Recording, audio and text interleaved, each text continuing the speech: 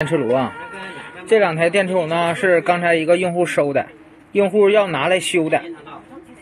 然后呢，钱多他不修，他呢确实保险坏，他认为保险坏了换个保险就 OK， 他说换个保险就修，要是别的毛病呢就不修了。然后呢，我给他简单测量了一下，报了一个价40，一台40啊，这台40块钱报，他不修。一会儿呢，给大家测量一下，看看大约都坏了什么啊？我的报价40，他不修，然后呢，我说那你拿走吧，非要卖给我。他说买一个才多少钱？我说这个有手工费，有配件，这个没有办法啊。然后呢，他不修，不修呢，两台10块钱我回收了啊，我回收回来，无非呢就是拆一个盘啊，这个呢还是能拆出点零件的。然后大家看这个。这个呢，用户就一直在这么用，看到吗？他原来的玻璃面板呢碎了，然后他搁个圆盘呢，这样式呢用很危险。你万一是吧，炖汤了或者煮一些东西之类，不注意就容易把这个水漏进去。所以说呢，我不建议给他修。他非要修，那我说打开给你瞅瞅吧。然后呢，我就看到了这个，大家看了吧？这盘已经烧糊了，40都难受，你换个盘是吧？你怎么整，对不对？然后呢？他这呢也有个保险，这个保险也炸了。这个盘，这个呢，也就是吧，无非呢就拆两个风机啊，这两个风机还是挺不错的。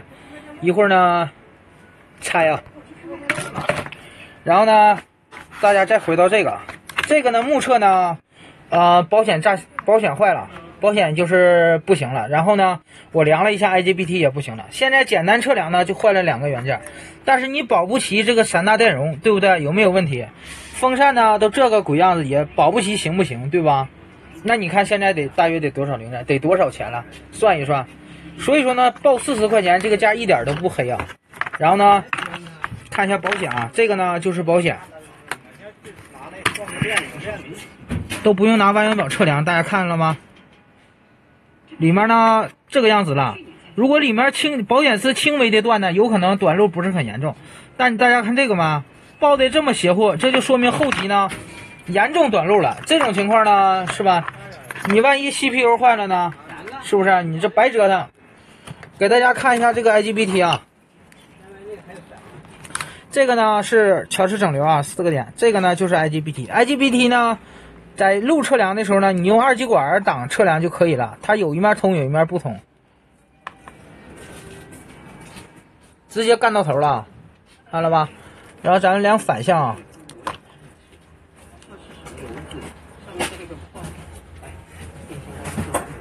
看了吧？你这是不是啊？你这个情况呢？你这个情况报价呢一点都不高啊，但是用户非嫌贵，那我也没办法，对不对？